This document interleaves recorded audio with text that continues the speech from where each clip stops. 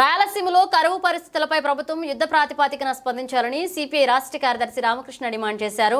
అనంతపురం జిల్లా సిపిఐ కార్యాలయంలో ఆయన మీడియాతో మాట్లాడుతూ ప్రస్తుత పరిస్థితులు చూస్తుంటే ప్రపంచ యుద్ధం వచ్చే అవకాశం కనిపిస్తుంది. గాజాపై ఇజ్రాయెల్ దాడులు ఆపకపోతే America, England, Iran, Iraq, Russia అన్ని ఇందులో జోక్యం చేసుకునే అవకాశం ఉందన్నారు. అందుకే ప్రధాని మోదీ కూడా దీనిపై స్పందించి ఇజ్రాయెల్ దాడులు ఆపేందుకు చొరవ తీసుకోవాలన్నారు. మరొక వైపు ప్రస్తుతం రాయలసీమ, ప్రకాశం జిల్లాలో తీవ్రమైన కరువు పరిస్థితులు ఉన్నాయని వీటిపై యుద్ధ ప్రాతిపదికన ప్రభుత్వం స్పందించాలన్నారు. ఎన్నికల ముందు చెప్పినట్లుగా 20,000 రూపాయల సాయం అందించాలన్నారు. అలాగే ప్రత్యామ్నాయ విత్తనాలు కూడా ఇవ్వాలన్నారు. ముఖ్యమంత్రితో పాటు జిల్లాలోని ఎమ్మెల్యేలు పరిస్థితులను స్వయంగా పరిశీలించాలని రామకృష్ణ సూచించారు. మన రాయలసీమ జిల్లాలో అనంతపురం జిల్లా, సత్యసాయి జిల్లా, అదేవిధంగా నేను అన్నమయ్య జిల్లా పోతే అక్కడ ఇదే పరిస్థితి, అదేవిధంగా కడప జిల్లాలో ఇదే పరిస్థితి, కర్నూలు జిల్లాలో కూడా ఇదే పరిస్థితి, చివరికి ప్రకాశం జిల్లా నుంచి కూడా ఇదే వార్తలు వస్తూ ఉన్నాయి. తీవ్రమైన కరువు పరిస్థితులు. ఈవెన్ 30% కూడా విత్తనం వేయలే. విత్తనం వేసిన వాళ్ళు ఏమైనా సంతోషంగా ఉన్నారంటే వాళ్ళకి ఏమాత్రం సంతోషం అంతా ఆవిరైపోయింది. ఇప్పుడు ఏమంటే వేయని వాళ్ళే మేలైంది. విత్తనం వేసిన వాళ్ళు ఈ పెట్టిన పెట్టుబడి కూడా నష్టపోయారు. వాళ్ళకేం పంట రాదు. తర్వాత పాపం ఆ పంటలు కాపాడుకోవడానికి కూడా ఎన్నో కష్టాలు పడుతూ ఉన్నారు. ఈవెన్ పత్తి, మిరప, తర్వాత మన దగ్గర వేరుశనగ పంట, అన్ని పంటలు కూడా ఇవాళ పూర్తిగా పోయినాయి. కాబట్టి ఇలాంటి తరుణంలో ప్రభుత్వం యుద్ధ ప్రాతిపదిక పైన రైతులను ఆదుకోవడానికి ముందుకు రావాలి. ఫస్ట్ ఆఫ్ ఆల్ ముఖ్యమంత్రి గారు ఎన్నికల్లో వాగ్దానం చేసినట్లుగా ఏదైతే రైతు భరోసా అన్నారో 20,000 రూపాయలు, ప్రతి రైతుకు కూడా 20,000 రూపాయలు భరోసా ఇవ్వాలి.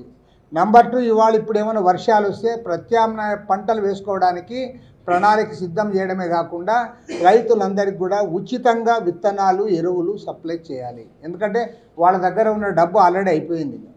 కాబట్టి మీరు ఏదైనా ఇస్తే తప్ప ఈసారి ఒకవేళ వర్షం వచ్చినా కూడా వాళ్ళు ఎత్తుకునే పరిస్థితి లేదు. కాబట్టి ఏమంటే యుద్ధ ప్రాతిపదిక పైన ప్రత్యామ్నాయ పంటలు వేయడానికి ప్రభుత్వం పూనుకోవాలి. అదేవిధంగా ఈ జిల్లాలకు చెందిన మంత్రులు క్షేత్రస్థాయిలో పర్యటించి రైతులకు భరోసా కల్పించాలి. ఆ రకంగా వారు చర్యలు చేపట్టాలని చెప్పి కూడా సిపిఐ తరఫున విజ్ఞప్తి చేస్తారు. ఇవాళ వివిధ దేశాల్లో ప్రశాంతమైన పరిస్థితులు ఉన్నప్పటికీ కానీ ఇవాళ ప్రపంచ యుద్ధం వస్తుందా అనేంత ఒక తీవ్రమైన ఉద్రిక్త పరిస్థితులు కనిపిస్తూ ఉన్నాయి. ఎందుకంటే ఇజ్రాయిల్ అనే దేశము అక్కడున్న నెతన్యాహు ఆధ్వర్యంలో గాజా పైన దాడి చేసి అక్కడ భారీ ఎత్తున విధ్వంసకాండ సృష్టించి దాన్ని ఇప్పటికి కూడా వారు కొనసాగిస్తూ ఉన్నారు. అక్కడ వేలాది మంది చనిపోవడమే కాకుండా క్షతగాత్రులయ్యారు. చాలామంది గుడారాల్లో నివసిస్తూ ఉన్నారు. వారికి సరైన ఆహారం లేదు, క్షతగాత్రులకు మందులు లేవు, తర్వాత వారికి శస్త్రచికిత్సలు చేయాలంటే కూడా ఇబ్బంది పడుతూ ఉన్నారు. నిజంగా చెప్పాలంటే ఒక నరకాన్ని అనుభవిస్తూ ఉన్నారు.